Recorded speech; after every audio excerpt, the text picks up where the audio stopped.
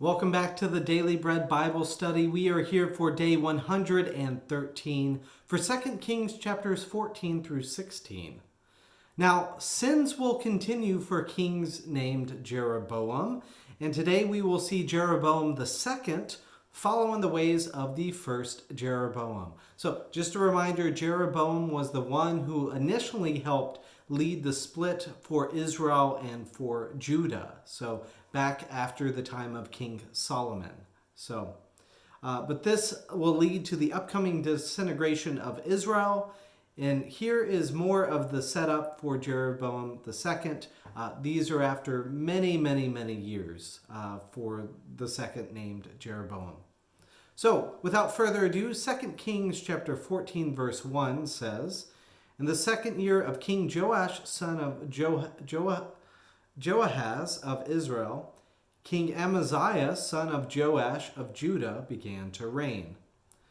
So this king reigns 29 years.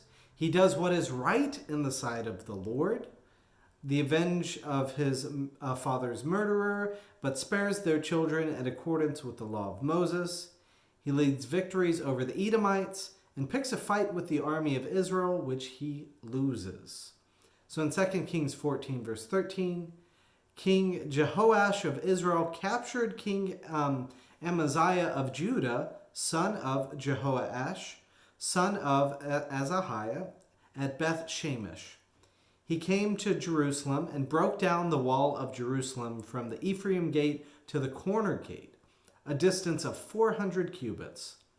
He seized all the gold and silver and all the vessels that were found in the house of the Lord and in the treasuries of the king's house, as well as hostages, and then returned to Samaria. So here we get a little bit of Israel pillaging Judah.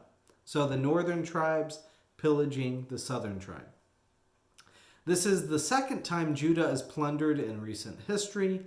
Last time we saw in 2 Kings 12 that Aram took money from the house of the Lord. This time it is Israel who gets the wealth that was accumulated by Judah. The end of Amaziah is similar to his father. Unhappy people track him down and murder him. His son Azariah succeeds him in Judah. Now as for Israel, the king becomes Jeroboam II, who does what is evil according to the ways of his namesake ancestor, Jeroboam the son of Nebat. Now the original Jeroboam led the revolt after the death of King Solomon, ending the united kingdom of the 12 tribes. This current Jeroboam makes God angry, but God's commitment to loving Israel keeps Israel around for a little while longer.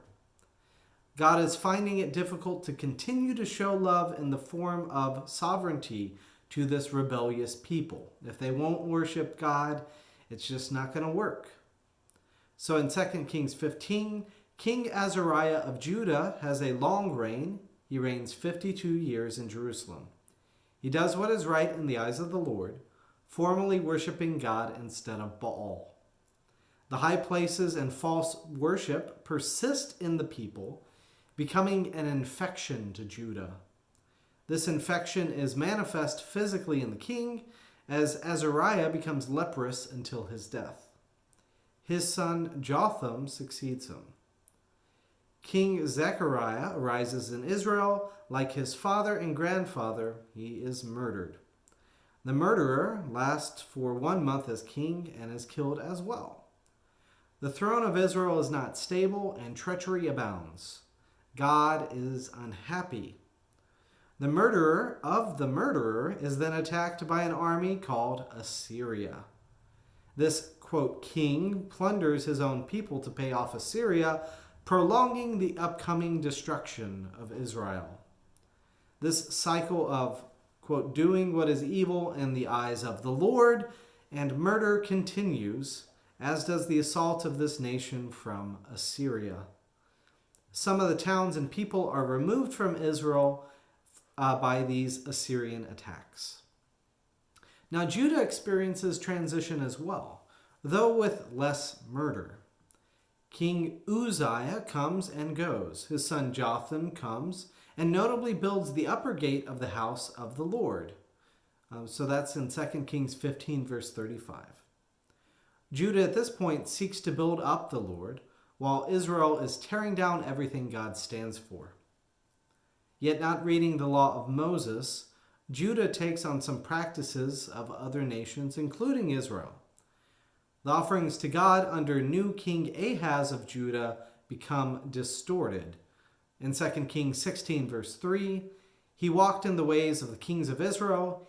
He made his son pass through the fire, according to the abominable practices of the nations, whom the Lord drove out before the people of Israel. He sacrificed and made offerings on the high places, on the hills, and under every green tree. Maybe this is why Aram and Israel joined forces to attack Judah. Jerusalem is safe for now, but it mentions the Judeans are removed from Elath. King Ahaz of Judah does two other distorted things. He plunders the house of the Lord to give as a present to the king of Assyria. And two, he commands the priest Uriah to replace the bronze altar of the Lord with a replica of the one under Assyrian control. So basically, he tells God to move over and make space for the Assyrian gods. This is not good. So instead of focusing on the obvious moving away from God, even in God's own house, I want to note first time a word is used, Judean. Now, the Bible mentions people from the tribe of Judah, but this specific usage of Judean in 2 Kings 16, verse 6 is interesting.